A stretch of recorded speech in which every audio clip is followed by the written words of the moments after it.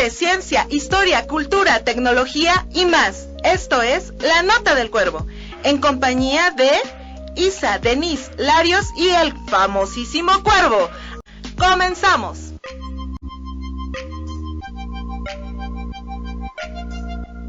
Buenas tardes a todos. Hoy es viernes 18 de septiembre de 2020. Bienvenidos a esta primera emisión de su programa La Nota del Cuervo, la ciencia y el conocimiento desde un enfoque diferente. Estamos por ansusmultimedios.com y redes sociales como Facebook. No se te olvide buscarnos como La Nota del Cuervo. Es un gusto para mí saludar a mis amigos hoy en la mesa. Larios, ¿cómo te encuentras el día de hoy? Pues muy contento de estar con ustedes en este proyecto, por fin, ya se nos hizo. Pues era un proyecto que ya veníamos pensando desde hace tiempo y bueno, ya estamos aquí reunidos y pues mucho éxito para todos. Esperamos que sea muy divertido, ¿no? Isa, Claro, sí. ¿Cómo te encuentras? Muy bien, muchas gracias, Denise. Pues contenta de iniciar este proyecto con ustedes. Le doy la bienvenida a toda la audiencia, a mis alumnos que me están escuchando. Bienvenidos, chicos de secundaria y bachillerato. Y sobre todo contento por estar aquí colaborando con este gran historiador, nuestro gran invitado, Alejandro Vázquez Campos. Cuervo, ¿cómo estás? Pues muy bien, muy feliz de estar aquí con ustedes, ¿no? Porque nunca nos habíamos imaginado tener un programa aquí y pues bueno, esperamos que sea de mucho éxito para todos. Eso, muy bien, yo creo que sí. Agradecemos también el apoyo en cabina a Richard y a Javier. Muchas gracias, pues sin su ayuda este programa no podría ser una realidad. Bueno, yo soy su amiga Denise y es un gusto estar con todos ustedes. El tema del día de hoy es mitos y realidades de la independencia. Y para hablar del tema nos acompaña un invitado de superlujo.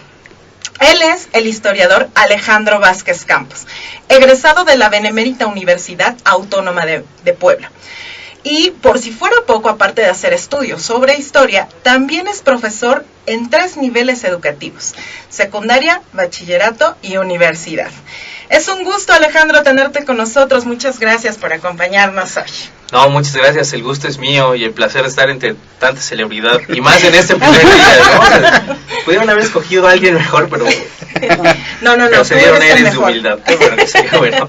Conocido en todo Puebla, con muchísima audiencia, ¿por qué no? El profesor Alejandro Vázquez. Bueno, Bienvenidos. no podríamos tener mejor padrino de superlujo, ¿eh? Claro, Definitivamente claro. eres padrino, a ver qué nos invitas por ahí, porque ya está. Pero bueno, yo creo que es muy interesante lo que vamos a abordar, porque de hecho acabamos de pasar las fiestas patrias, 16, 15, bueno, 15 en la noche, 16 de septiembre, y esto realmente es algo muy emocionante para todos como mexicanos, ¿no? Porque casi siempre, solamente el mes de septiembre nos sentimos muy mexicanos, y por ello yo creo que es importante contagiar que no solamente sea septiembre para todos los mexicanos, sino que sea todo el año. Entonces, bueno, yo creo que este programa va a abrir muchas mentes, este programa va a hacer que también muchas personas conozcan sobre este tema. Entonces, vamos a poner una pregunta básica sobre la mesa y yo espero que podamos debatirla, porque la verdad esto es muy interesante, ¿no? ¿Cuál es el verdadero motivo por el que surge la independencia de México? ¿Cuál creen que sea ese verdadero motivo? Bueno, como un verdadero motivo, uno solo no existe. Hay varios factores, varios motivos, si podemos llamarlos así, que son los que influyen para que la gente se levante, la gente ya está en un punto en el que ya no aguantan más, ¿no? Las condiciones en el México de ese entonces eran bastante precarias, casi esclavistas, donde, bueno, llega el punto exacto, el punto donde pues la gota que derrama el vaso sucede, ¿no? Y es por eso el levantamiento a las armas, donde la gente dice hasta aquí, yo ya no aguanto más, y deciden cambiar el México, ¿no? Cambiar la forma de vivir de ese entonces. Pero bueno, no sé, Isa, ¿qué nos puedes comentar sobre ese tema? No, pues aquí mi amigo Alejandro Vázquez Campos, que yo creo que está ávido de decirnos varias cosas. Me encantaría escucharte, Alejandro. Bueno, sí, es cierto lo que nos comenta Larios. Hay un México en este momento de contrastes.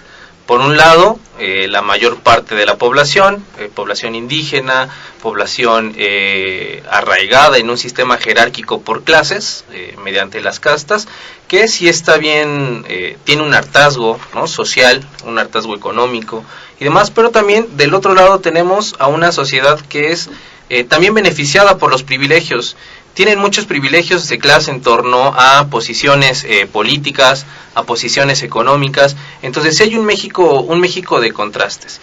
Y al final de cuentas, todo este proceso tiene que ver por distintas causas, una serie de causalidades, y que precisamente se dan en torno, desde mi punto de vista, de que un grupo quiere aspirar al poder y no se puede, ¿no? Y lo vemos en la política actual y lo vemos en otros momentos. Cuando un grupo no puede aspirar a momentos políticos es cuando vienen ciertos cambios y ciertas coyunturas dentro de la historia. Entonces podemos tener distintas causalidades, incluso internas y externas, dentro del propio contexto del cual estamos hablando. Yo creo que esto es muy interesante porque me acabas de recordar una frase que siempre se las digo a mis alumnos. Quien no conoce su historia está condenada a repetirla. Entonces, yo creo que esto, decimos, fue en 1810, pero resulta que seguimos con esos estragos de 1810 y estamos en el 2020. Entonces, ¿qué tanto? Aquí viene una pregunta quizás interesante para todos, ¿no? ¿Creen realmente que se haya logrado la independencia? ¿El objetivo? ¿Lo creen?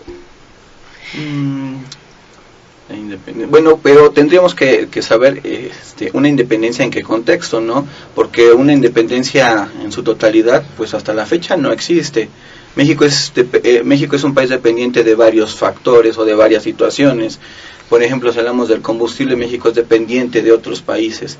Si hablamos de su economía, pues también sigue siendo dependiente de otras situaciones, ¿no? Entonces, una independencia en su totalidad, a mi punto de vista, muy generalizado de todo el contexto de México, pues no, aún no la tenemos.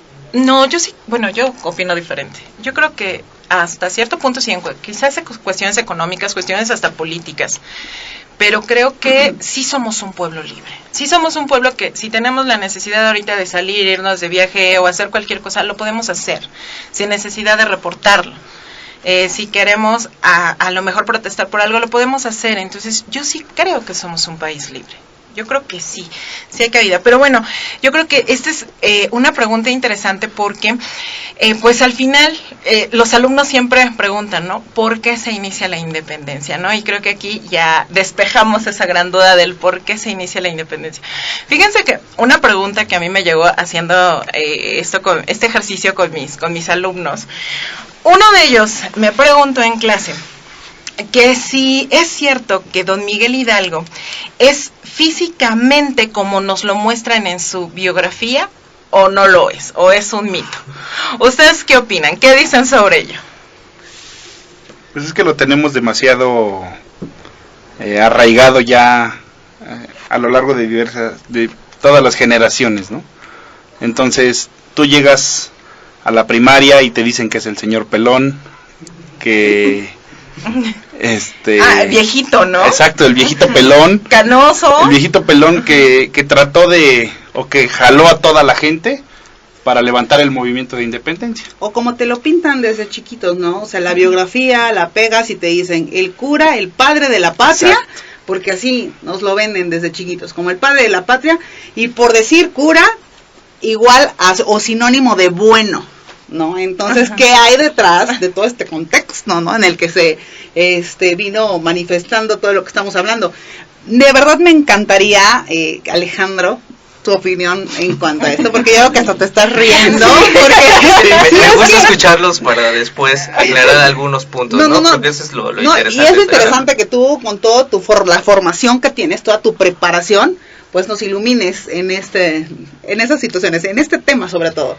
Sí, bueno, primero, retomando un poquito el punto anterior, debemos de tener en cuenta que si hablamos de la guerra de independencia como tal, es un proceso que incluso inicia desde el año 1700, ¿no? Y no desde 1810 como lo tenemos marcado como una fecha, el grito y todo lo demás. Entonces es todo un proceso, son una serie de causalidades que comienzan con la Reforma Borbónica, Claro. se va a ampliar hasta finalmente 1810, que es cuando no las condiciones ya no se dan y esta serie de causalidades van a hacer que estalle esta guerra. Y esta guerra se prolonga por 11 años, ¿no? Creo que muchos crecimos con la idea de que inicia el 16 de septiembre, se da el grito, Claro. se levantan y mágicamente ya somos independientes. Pero no, es todo un proceso que se va dando durante 11 años. Incluso los estudiosos del tema pues lo dividen en 4 periodos. La parte de la insurgencia, la parte de la consolidación de las demandas o la parte legal que da Rayón y posteriormente la reorganización que hace Morelos y Pavón. Posteriormente viene la guerra de guerrillas encabezada por Vicente Guerrero, ya va a comenzar a intervenir Iturbide, y viene la parte de la consumación. Entonces es importante ir haciendo este tipo de aclaraciones.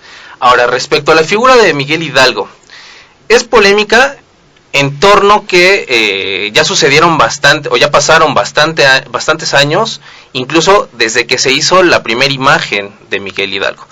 La primera imagen de Miguel Hidalgo se le atribuye a un pintor de Atlisco, por órdenes de Maximiliano. Entonces la controversia histórica es importante porque, pues para empezar, un emperador que además es extranjero y que como no hay una representación del padre de la patria, la manda a hacer.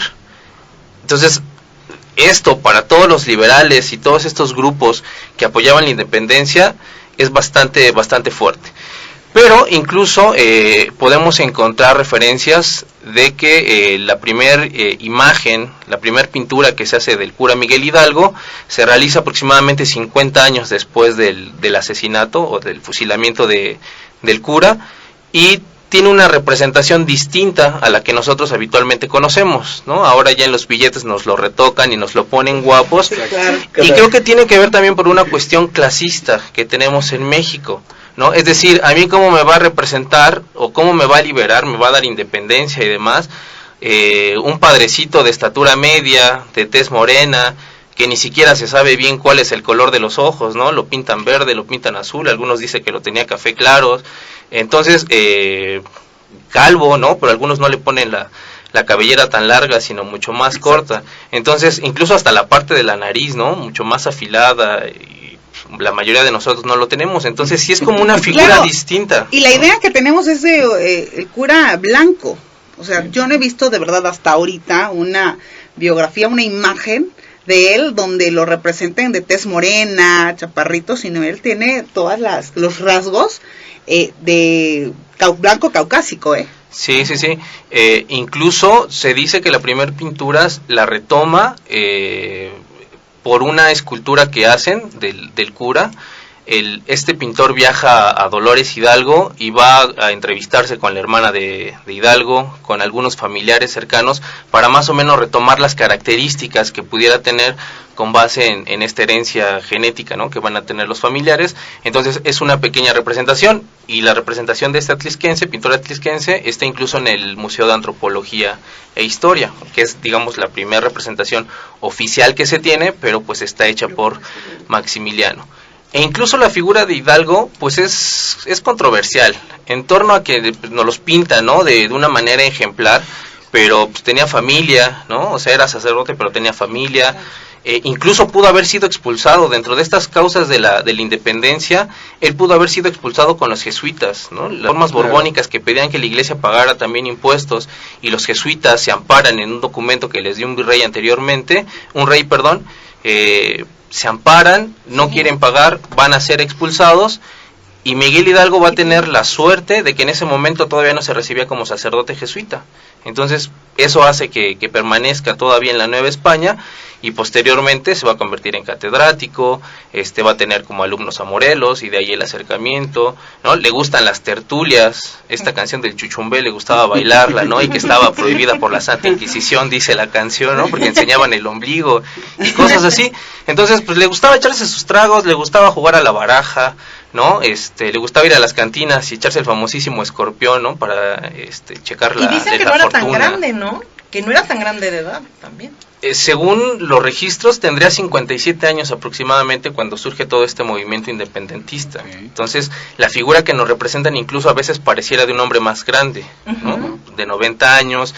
Y pues tiene que ver con en esta iconografía el que se ve una persona conocedora, ¿no? Que sabe, que puede dirigir a una nación y demás. Entonces son de estas pequeñas cosas que a veces pues la historia oficial no nos indica o nos va ocultando ciertas partes, pero pues nosotros tratamos de desmitificar. Y algunos aprovechan, ¿no? Quieren hacer dinero de esta desmitificación, pero pues no tienen los argumentos o los documentos que lo validen, entonces también ahí hay una discusión entre los historiadores. Qué interesante. Oye, Alejandro, mencionas algo de verdad en todo esto que nos dijiste, que nos diste luz, sobre el grito.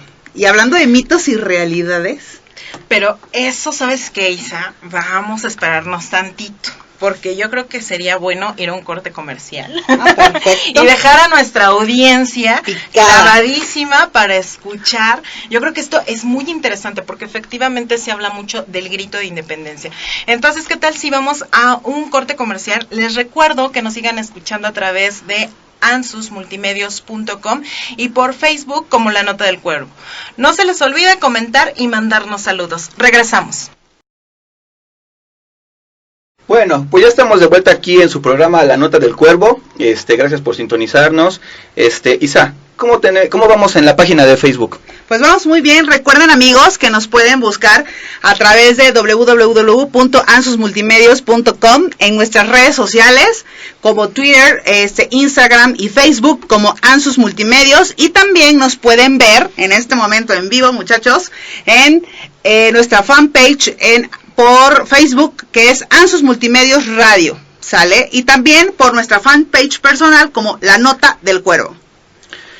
Bueno, retomando el tema interesante que nos dijo el profesor Alejandro, esto de la figura de Miguel Hidalgo, ¿no? Como lo comentaba, nos los ponen en los billetes, cada billete que sacan nos los ponen más joven, ¿no? Entonces ya el próximo billete que saquen con esta imagen yo creo que ya va a ser un muchacho como de 20 y tantos años. Bueno, y también algo interesante, fíjate que ahorita que estaban hablando de todo esto de la forma física, también la forma física de Morelos, o sea, también ya lo cambiaron porque su rostro tiene características, pues digamos, ahora sí de una mezcla, ¿no? No se ve como un europeo y sin embargo sí le han tratado de aclarar la piel, ¿no? De hacerle un Photoshop increíble, ¿no? Sabiendo que no era así. Pero aún así yo siempre les digo a mis alumnos, es súper guapo, súper atractivo ese cerebro que se cargó en ese momento. La verdad es que es el amor de mi vida. Buena estratega. La verdad lo admiro muchísimo. Y bueno, yo creo que siguiendo con el tema, es muy interesante esta parte. ¿Qué onda con el grito de independencia? A ver, Isa, cuéntanos. Pues estuve leyendo muchísimo y algo que a mí me llama muchísimo la atención de verdad acerca, y aquí está nuestro historiador, una pregunta.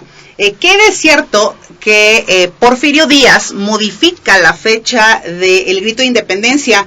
Porque si bien es cierto que el grito de independencia se daba en la madrugada del 16 de septiembre y a raíz de que el cumpleaños de Porfirio Díaz es el 15 de septiembre, él decide unir las fechas para celebrar en grande y entonces a partir de aquí se une la celebración y el 15 de diciembre es como se toma la fecha del grito de independencia. ¿Qué es cierto en esto? ¿Mito o realidad, Ale? Pues yo creo que primeramente todos haríamos eso. Aprovecharíamos para festejar más tiempo nuestro cumpleaños, ¿no? Nos tomaríamos, nos tomaríamos un puente como el que ahorita se tomó Benito Juárez, ¿no? De ya cuántos meses. La realidad es que es una coincidencia que el grito se dé el 15 de septiembre y sea el cumpleaños de Porfirio Díaz. En realidad no se modifica para esa fecha. Incluso es sorprendente porque el primer grito, la primera conmemoración del grito de independencia se va a dar un año después de la muerte de Miguel Hidalgo. Es decir, en 1812, y va a ser por Ignacio López Rayón. Él es el primero que va a dar un grito, o lo que se conoce como el grito. Posteriormente se va a continuar dando este grito Morelos lo va a solemnizar para el 16 de septiembre en el documento denominado como Sentimientos de la Nación. Entonces ahí lo va a marcar, y como tal, el primer presidente que va a dar el grito de independencia va a ser Guadalupe Victoria, quien efectivamente pues es el primer presidente de México, y él es el que comienza en 1825. De 1825 a la fecha, o sea, ni la pandemia pudo detener la celebración del grito de independencia. Sí, claro. O sea, no se ha parado, todos los años se da este grito. Ha ido cambiando, ¿no? Entre los presidentes que ya en el México contemporáneo le van agregando una cosa, ¿no? Desde Cárdenas con esto de la Revolución Socialista y algunos otros más que le han agregado a su cosecha, pero en realidad desde 1825 hasta la fecha este grito no se ha suspendido. La única suspensión como tal ocurre en 1847, que se da la invasión de Estados Unidos a México, donde perdemos parte del territorio, que también es un mito si se pierde o se cede, ¿no? Pero bueno, digamos que es como la única interrupción, pero incluso no se dio en todos los lugares. Hubo poblaciones donde sí se dio el grito. Incluso es curioso porque Porfirio Díaz, antes también de ser destituido, de renunciar al cargo de la presidencia, ya durante todo este movimiento revolucionario, también va a dar el grito a la independencia. Entonces, primeramente tenemos que observar eso. Ya coincide, ¿no?, con que Porfirio Díaz haya nacido el 15 y se haya cambiado la fecha, pero en realidad no fue él, viene desde Guadalupe Victoria. Guadalupe Victoria es quien lo cambia al 15 de septiembre, precisamente para poder prolongar estos festejos, ¿no? Que el festejo fuera mayor y estas situaciones que ahora vemos contemporáneamente. De puentes, ¿no? Y de festividad. Sí. Fíjate que es sumamente interesante toda esta parte, porque sí, definitivamente es todo lo que rodea al grito. Sí fue cierto lo que dijo don Miguel Hidalgo, sí, lo que nos dicen que dijo. Pues bueno, aquí es como un teléfono descompuesto, entre lo que uno escucha y le agrega, ¿no? Y me dijo esto y entonces le vamos componiendo. Aquí hay un historiador, Carlos Errejón, del Colegio de Michoacán, quien hace una investigación respecto al grito para saber qué fue lo que dijo Miguel Hidalgo. Digamos que aquí hay dos corrientes. Una corriente que es más nacionalista y patriótica, y la discusión sale en torno, así dijo viva México, viva Fernando VII, mueran los gachupines. Aquí primero hay un error, porque no pudo haber dicho viva México, porque todavía no era México, ¿no? Era una colonia de la Nueva España, la joya más preciada de la Nueva España. Incluso Humboldt la menciona como el cuerno de la abundancia, entonces era muy importante para esta Nueva España. Entonces, digamos, desde ahí viene la primera situación. Se supone que esta corriente nacionalista dice que grita tres cosas: viva la independencia, viva Fernando VII y muere el mal gobierno. Y hay otra corriente que es mucho más crítica y académica, la cual pues dice que no hace este grito, sino que más bien lo que hace es fundamentarse a partir de dos testigos, uno presencial y otro que pues todavía estaba en su casa y escuchó una parte posterior a esta, que en realidad no es un grito, es una alegoría, ¿no? Uh-huh. Está llamando a la multitud a levantarse. Entonces, incluso el denominarlo como grito y pensar que llamó, ¿no?, que tocó las campanas y la gente se reunió, es muy complicado, porque incluso la distancia de las casas era muy alejada. Entonces, tuvo que haber sido un momento que tardó mucho en congregarse la gente para poder hacer esta alegoría. Entonces hay indicios que nos dicen que inicia con un grupo pequeño que está presente ahí Aldama. Para los que se confunden en esta iconografía entre quién es Aldama y quién es Allende, porque los dos son muy parecidos, sí. Aldama es el que no tiene sombrero, ¿no? Y Allende siempre nos lo ponen con sombrero. Entonces, lo que dice este testigo presencial es que él exhortó a la muchedumbre, e incluso fue cerca de las 8 de la mañana, no a la medianoche como se nos ha dicho, sino fue cerca de las 8 de la mañana, para que se unieran a defender el reino de los españoles, estos españoles que estaban en Europa, que querían entregárselo a los franceses. Esta es como la primera alegoría que iba a decir. E incluso podemos hablar de una parte más pragmática, en la cual dice, ¿no?, que va a dar un peso a los que vayan a caballo y 50 centavos a los que vayan a pie. Entonces, que les pide armarse y comienza todo esto. Y el segundo testimonio, que es el de Abasolo, él comenta que él estaba en su casa, ¿no? Estaba durmiendo porque eran las 8 de la mañana, entonces yo supongo que estaba durmiendo, y de repente, entre todo este alboroto, llega a la casa de Hidalgo, y ahí están reunidos los principales vecinos de Dolores Hidalgo. En este caso, en esta arenga, lo que hace es hacer una alusión breve, diciendo, ¿no?, que lo que se estaba viviendo trataba de quitarle el mando a los europeos. Entonces, digamos que aquí hay dos vertientes de lo que se dijo este 16 de septiembre en frente de la muchedumbre. Esta parte de si dijo viva la independencia y demás, y solamente la alegoría que va a hacer. Lo interesante de esto es que van a salir o van a comenzar a circular ciertas proclamas días después. Estas proclamas hablan pues de este discurso que daba Miguel Hidalgo, y cuando él es preso en Chihuahua, él aclara, a ver, estas alegorías yo no las dije, ¿no? O sea, sobre todo las alegorías donde ya estaba escrito, ¿no? Muere el mal gobierno, viva Fernando VII y demás. Dice, yo no las dije, pero tampoco las estoy prohibiendo. ¿Por qué? Porque al final iban a agregar a más personas a este movimiento de insurrección. Y entonces, digamos que eso es lo que podemos desmitificar de este grito, ¿o no? E incluso también una cosa interesante, Maximiliano va a ser el primero que va a dar el grito de manera pública, y Porfirio Díaz, si no me recuerdo, es quien lo cambia a Palacio Nacional, ¿no? Ahí sí se le atribuye cambio a Palacio Nacional, más no el festejo ya desde el 15, y Maximiliano es quien con estas ideas liberales, ¿no?, de dejar un México mejor, pues va a buscar hacer esta celebración. Wow, fíjate qué datos tan interesantes, ¿no? Cómo abrió todo este panorama y enterarnos, ¿no? De Porfirio Díaz, que él lo lleva a Palacio Nacional, y qué sorpresa para todos nosotros enterarnos, los que no sabían, quién vio el primer grito, que fue un extranjero, o sea, claro, no fue un mexicano, fue un extranjero. Pero bueno, vámonos a un corte comercial. Tenemos saludos en Facebook. Te saludan, Alejandro, te cortaste el bigote, comentan. Sí. El profe Vázquez es perfecto.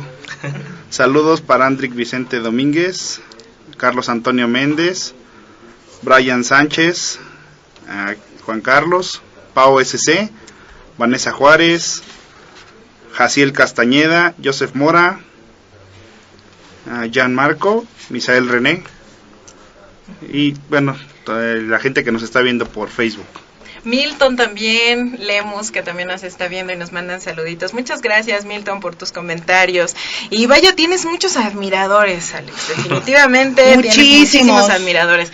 Entonces, bueno, no se les olvide escucharnos, ¿por dónde? A través de www.ansusmultimedios.com, a través de nuestras redes sociales como Twitter, Instagram y Facebook como Ansus Multimedios, y también no se olviden que estamos en vivo a través de la fanpage Ansus Multimedios Radio. Ahí, y también nuestra fanpage personal, síganos en La Nota del Cuervo. Regresamos. Bueno, ya estamos de regreso en su programa La Nota del Cuervo. Gracias por sintonizarnos, gracias por su apoyo en la página. Bueno, antes de seguir con el tema, vamos a hacer una pequeña dinámica, un pequeño concurso. Vamos a regalar 2 banderas conmemorativas del año 2010. 2 banderas que contienen el himno nacional y, bueno, una carta del presidente.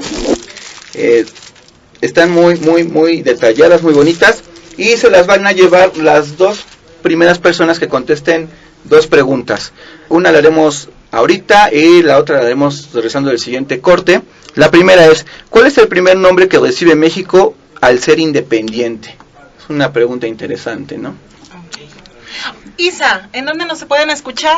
Bueno, recuerden que nos pueden escuchar a través de la página www.ansusmultimedios.com, a través de nuestras redes sociales, Twitter, Instagram, Facebook como Ansus Multimedios, y a través, nos pueden ver en este momento en vivo, a través de nuestra fanpage Ansus Multimedios Radio y a través de nuestra fanpage personal La Nota del Cuervo.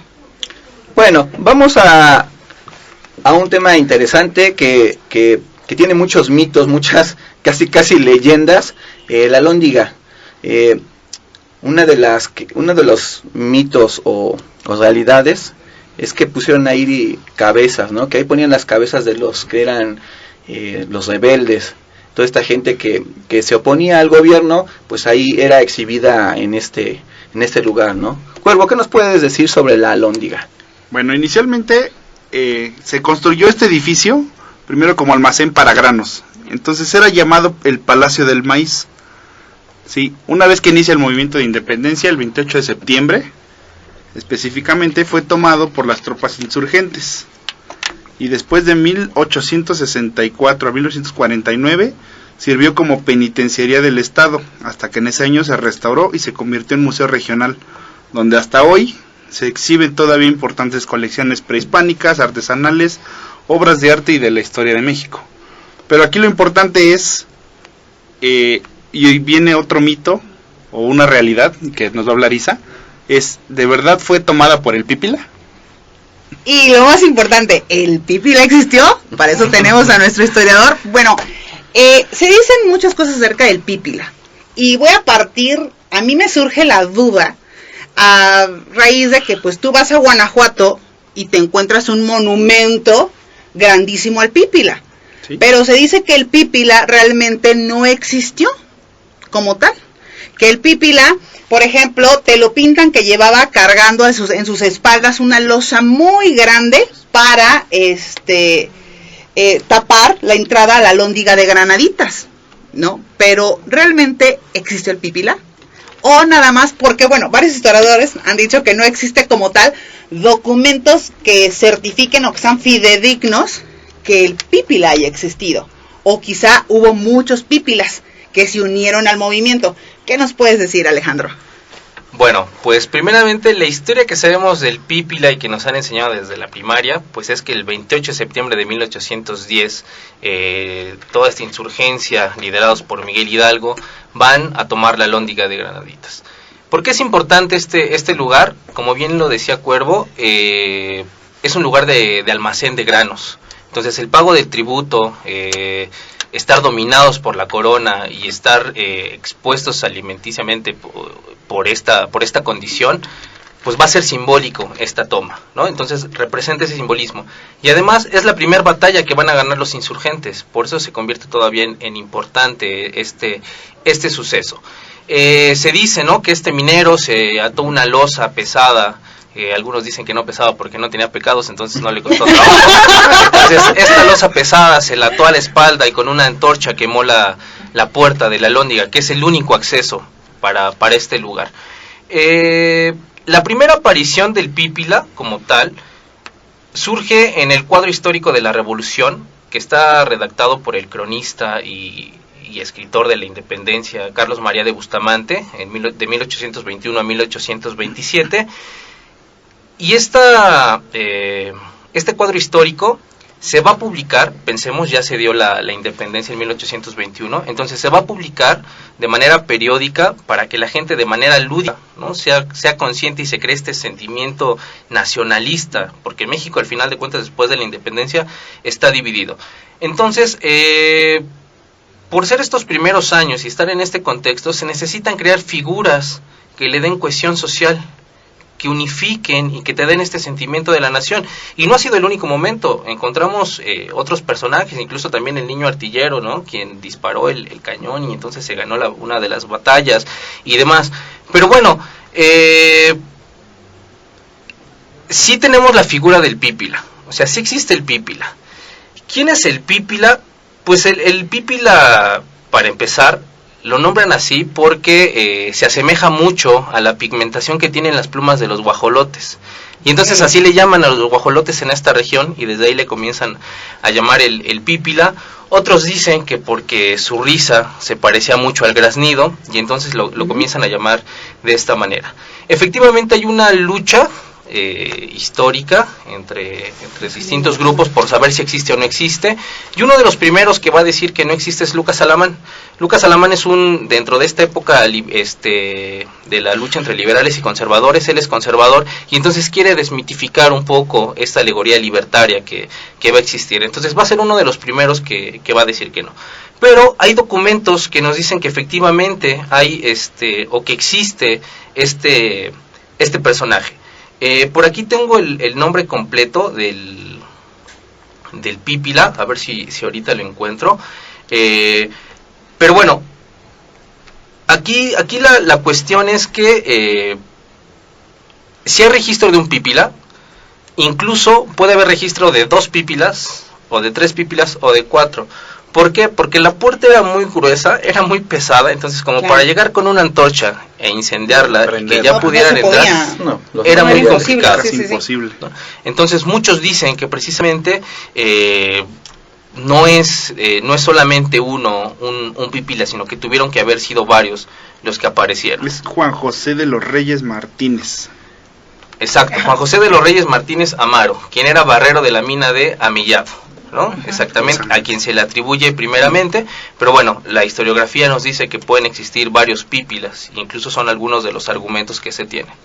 No, y también, bueno, sí podría ser por un lado real, porque había gente que aguantaba muchísimo peso en aquel tiempo que se trabajaba en las minas, ¿no? Claro. Entonces sabemos que toda esa región del Bajío es conocido también por sus minas, por su interesante riqueza en cuestión del suelo. Entonces de cierta forma, bueno, el aguantar, ¿no?, una roca de tal tamaño, pues puede ser lo más seguro que, sí, que y también sí. El fuego, porque te cuentan que en ese entonces pues la luz no era para todos en ese momento, ¿no? Entonces en las minas trabajaban con antorchas y brea, que es meramente lo que le untan a la puerta para poderla incendiar.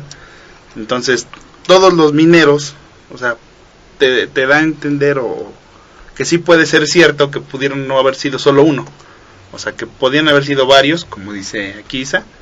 Entonces es lo que te cuentan, que en las minas, incluso cuando tú visitas Guanajuato y llegas a visitar alguna mina, te muestran cómo se trabajaba antes, ¿no? Incluso ahorita hay mucha luz cuando entras a una mina, pero en ese entonces no era así. Sí, así es, y realmente también aquí salta una pregunta interesante que dijo Larios, que la verdad, esto sí, a mí me ha llamado mucho la atención, Alejandro. Yo creo que a nosotros que nos gusta mucho la historia, la verdad es que a mí sí me hizo pensar, ¿realmente será cierto que los restos que se encuentran en el Ángel de la Independencia pertenecen a aquellos héroes de ese momento? Porque sabemos que los destazaron, o sea, los fusilaron, los destazaron y los colgaron en las esquinas de la Lóndiga. Entonces, de ahí sí será cierto que habrán sido rescatados y efectivamente ahora están resguardados en el Ángel de la Independencia. Yo creo que es complicado en torno, como hace ratito lo decíamos, la cantidad de años que han pasado. Entonces, saber cómo se hizo el rescate, el rescate pues de los pedazos de cuerpo y demás, es complicado poder tener ese seguimiento. Digo, ahora ya hay pruebas que nos podrían ayudar con el ADN y cuestiones así. Incluso se sacaron para poder hacer el estudio y comprobar que efectivamente eran. Pero yo creo que incluso si no son, pues al gobierno no le convendría decirnos que no son, ¿no? Porque estamos en una controversia, y entonces a quien estuvimos ahí admirando y rindiendo culto y demás. Entonces yo creo que sí es como una cuestión complicada que probablemente nunca lleguemos a saber, ¿no? Pero sí, una parte del escarmiento fue precisamente el colgar las cabezas de estos primeros insurgentes como escarmiento a la sociedad. Y que incluso se dice que Miguel Hidalgo, hay 2 cuestiones que se le cuestionan a Miguel Hidalgo. La primera es por qué no entra a la Ciudad de México, ¿no? Cuando ya había avanzado y básicamente había destrozado todo. Y yo creo que tiene que ver mucho con este sentimiento de culpa, ¿no? Al final religioso, tantas muertes, incluso muchos criollos le retiraron su apoyo porque no pensaban que se iba a dar ese movimiento. Incluso Iturbide va a ser invitado por algo, sí tiene estas ideas de independencia, está en contra de la jerarquía clasista, pero no le gustan los modos, cómo lo están llevando a cabo. Incluso pues él, como es hijo de hacendados y tiene opulencia, tampoco es que va a ver afectados sus intereses. Entonces también, o sea, sí es un movimiento muy violento. La entrada a la Lóndiga, o sea, dicen que entraron y arrasaron con todos, no importaba si eran niños, si eran adultos, si eran quien fuera, arrasaron, o sea, fue una matanza como tal. y los saqueos que se daban en todos los lugares a los cuales ellos iban, pues fue todo este descontento que generó con muchos grupos, ¿no? Incluso Allende termina separándose un poquito de la figura de Hidalgo, y Allende era la figura militar que tenía este movimiento. Entonces sí se van a dar algunas peculiaridades dentro del movimiento y sí sirve como escarmiento. Es bueno que mencionas esto, Alejandro, porque muchos documentos mencionan esta enemistad que existe entre Allende e Hidalgo, ¿no? Que básicamente el que iba a tomar el liderazgo era Allende, pero al final de cuentas pues sucede algo y Miguel Hidalgo es el que toma las riendas de este movimiento y como que deja relegado a segundo término a Allende, ¿no? Pero ¿qué nos podrías decir de esta relación de amor-odio que existía entre Miguel Hidalgo y Allende? Primeramente, hay muchas conspiraciones al inicio de este movimiento. La que nosotros conocemos es la de Querétaro, por lo cual se da toda esta guerra, pero en realidad hubo muchos movimientos de conspiración anteriores. Entonces, de Calderón, que fue donde perdieron, de hecho, por el ego de don Miguel Hidalgo, o sea... Sí, entonces vienen muchas conspiraciones y al final se juntan Aldama, la corregidora, el corregidor, Allende, y logran hacer todo este movimiento. Y si hay un distanciamiento, efectivamente, ¿no? Precisamente por este contexto en el cual se desarrolla esta insurgencia, que incluso no va a durar muchos, dura 10 meses aproximadamente este movimiento de insurgencia, y sí va a ser cómo se lleva y la práctica lo que va a distanciar a Allende de Miguel Hidalgo. Bueno, y pasando a un orden de ideas también interesante, tenemos preguntas, ¿no, Isa? Sí, porque claro nos que están sí. enviando muchos saludos. La verdad les agradecemos muchísimo a todos los que nos están sintonizando. ¿A través de qué? ¿De dónde?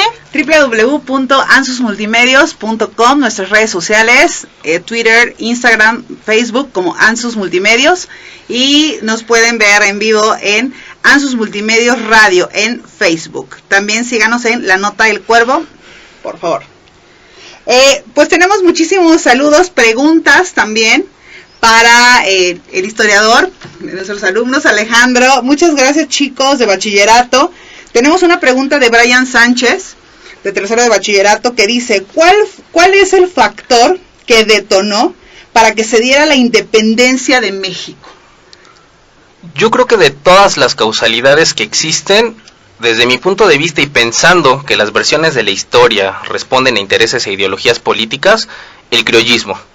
¿Por qué? Porque es un grupo que, si bien tiene dinero, son dueños de haciendas, no pueden tener puestos de gobierno tan altos. Entonces yo creo que ese interés, el verse afectado de ese interés, va a ser la principal causa o lo que va a detonar. Incluso se da este sentimiento nacionalista con los criollos, el cuestionarse, bueno, ¿quiénes somos? O sea, no somos españoles, no podemos tener estos puestos, pero tampoco somos indígenas porque no nacimos aquí, pero al final esta tierra no es tan mala, ¿no? ¿Por qué? Porque vivieron civilizaciones con un gran desarrollo cultural en cuestiones de matemáticas, de astronomía, lenguaje y todas estas cosas que incluso se parecen mucho a nuestro presente, ¿no? O sea, hacen alusión a ese pasado indígena, pero el de las pirámides, el de estas civilizaciones, no el de nuestros indígenas, claro, en nuestro contexto. Entonces muchos de nosotros también así actuamos. Hacen esa indicación, se produce este sentimiento nacionalista, y yo creo que va a ser el principal factor por el cual va a estallar este movimiento independentista. Bueno, y también, no nada más hay que hablar también de mitos, ¿no? También de realidades. Antes de irnos al corte comercial, quiero dejarlos con esto. También se llevó a cabo en la 3 veces heroica ciudad de Zitácuaro, Michoacán, la Suprema Junta Nacional Americana, convocada por don Ignacio López Rayón, en la cual se trató sobre las bases de una nueva nación. O sea, ya desde ahí todas estas personas ya también trataban de tener una nación diferente, ¿no? Y así como también se habló de la creación de una moneda nacional. Entonces, vaya, estos son datos muy interesantes, son ciertos, y que de repente pues también desconocemos, y que son lo que prácticamente le dio base a lo que hoy conocemos como esta gran nación. Y bueno, vamos a un corte comercial y regresamos con más. Bueno, ya estamos de regreso aquí en el programa. No se les olvide nuestra dinámica. Vamos a regalar una bandera de México conmemorativa del 2010. Para las dos primeras personas que contesten las dos preguntas. Ya hicimos en el bloque anterior una pregunta y vamos a hacer la segunda. La segunda pregunta es, ¿cuál es el documento en el que se establece la independencia de México? Entonces, la primera persona, o las dos primeras personas que contesten estas dos preguntas se llevarán una bandera de México. Isa, Ok, pues vamos con las preguntas. tenemos más preguntas. Una pregunta muy interesante que nos hace Eric Ávila.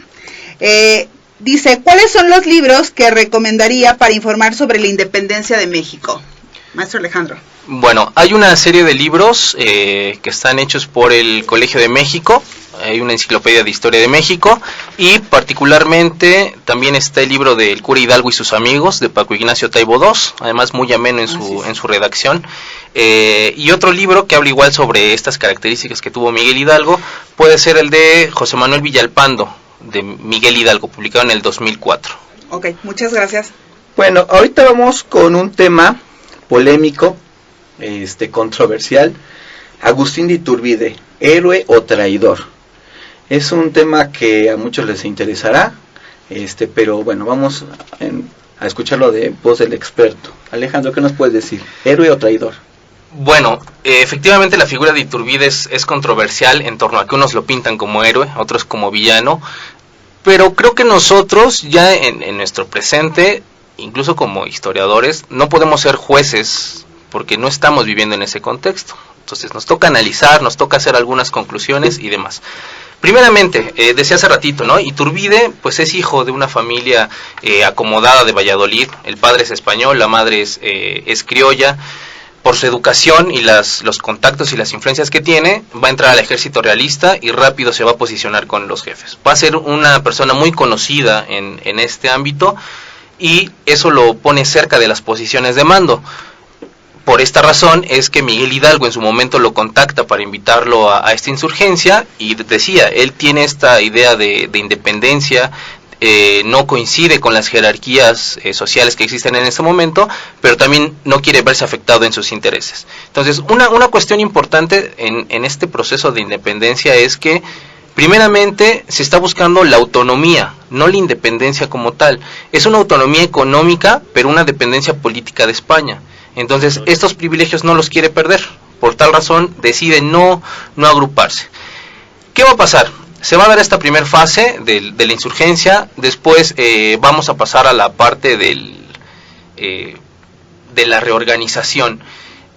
¿Por qué lo retomo? Porque Morelos era muy católico. Entonces, cuando Morelos lo agarran en una emboscada, lo llevan al tribunal de la Santa Inquisición y le dicen básicamente que si no suelta toda la sopa, no le van a dar la extrema unción, entonces se va a ir con el pituche y pues él no quiere ir al infierno, ¿no? Entonces, él quiere estar en el cielo. Suelta todo, eso provoca que caigan muchos de los sitios que ya habían sido tomados por los insurgentes y se da una situación en Europa.